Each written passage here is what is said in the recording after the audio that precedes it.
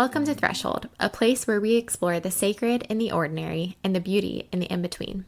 I'm Molly Wilcox. I'm a wife, a mom, a writer, and your guide as we step over life's thresholds together.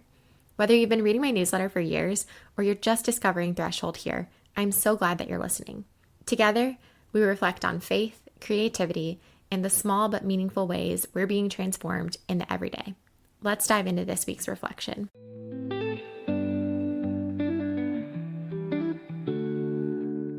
One of my most popular Substack posts and podcast episodes with the highest downloads was called Sabbath, Rest When You Can't Take a Day Off. Today, I want to do a part 2 to that post since it resonated with so many and because it's a topic that I'm still thinking about often. One of my favorite things about Jesus is that he walked almost everywhere. It's not a super profound thing that you hear talked about in sermons often, but when I really think about it, I think it's kind of wild. This is God. He could have traveled in any way he liked, but most often he chose to walk. There were times when he popped up in places or walked through walls in his resurrected body. However, most of his ministry, he chose to do things the slow human way. He walked. When we talk about Jesus washing the disciples' feet, often people talk about how everyone's feet were likely really dirty from walking. I think about Jesus getting blisters, getting sore, getting tired. I started thinking about Jesus walking a lot when I was postpartum after having my son. I went on walks every day, even in January. For me, walking felt like the most comforting thing in my healing journey. At first, I didn't think there was any science behind this. Walking was safe for my C-section recovery, and I loved using my cute stroller with its bassinet attachment. When my son was fussy, we would walk. Wouldn't nap? Let's go for a walk. Need some me time? I'd pop in my AirPods and listen to an audiobook and walk. I love being in motion. In trauma therapy, I did EMDR. I quickly realized there was an interesting connection between walking and EMDR. The therapist who discovered EMDR actually realized the connection our brains make with healing while walking. While I walked mile after mile around my neighborhood as a new mom, I realized this was the case for me. I felt like each step I took was bringing me closer to myself and closer to God. In EMDR, we talk about images that felt safe before starting. For me, the safest part of my body after trauma was my feet. And I know that might sound silly, but truly, when I think of the part of my body that feels trustworthy and reliable, it's my feet.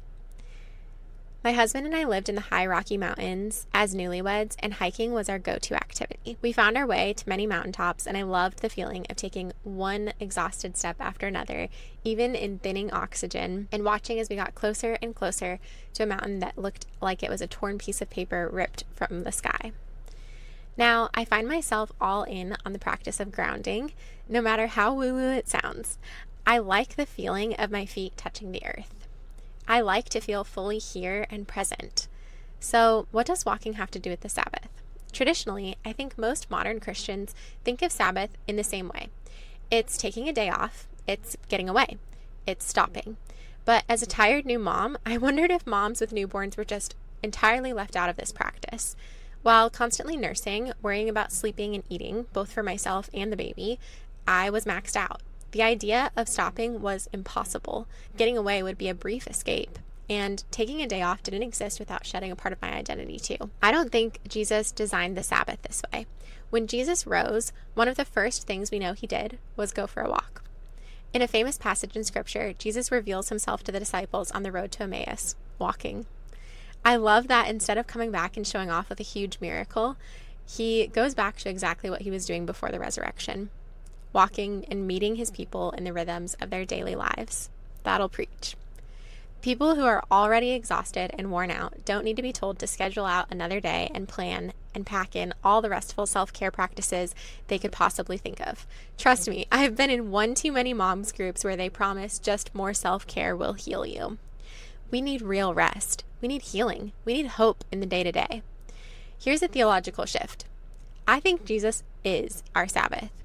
What if we can enter into real, full, intentional rest while walking with Jesus? The reality for many of us is the tension I felt as a new mom. I couldn't take a day off from nursing a baby. I can't take a day off from feeding my toddler now. Although I could potentially give that task to someone else, there are still other things that I have to do to maintain our lives that I can't get a break from. I can't just shut down. I can't fully step away. My guess is you can't either. In my first post on this topic, I shared about how Jesus worked many miracles on the Sabbath. Another theological tidbit that has always captured my attention. I think it's beautiful to recognize there is a connection with our healing and walking. Science is now catching up to a truth that I credit as God's truth.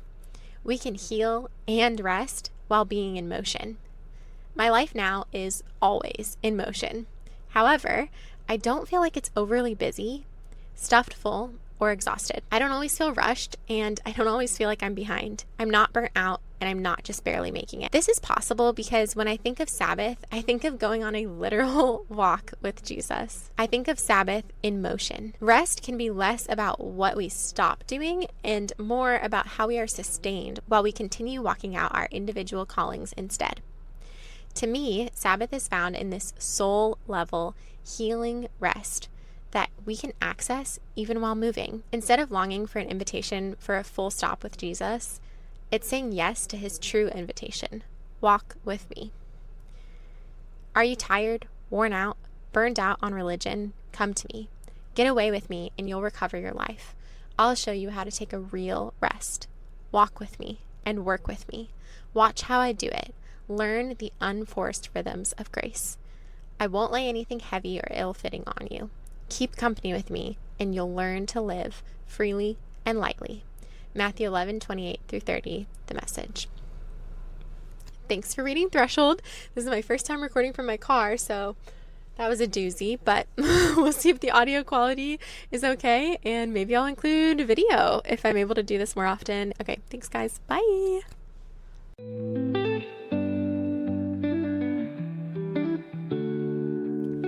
Thanks for spending time with me today on Threshold.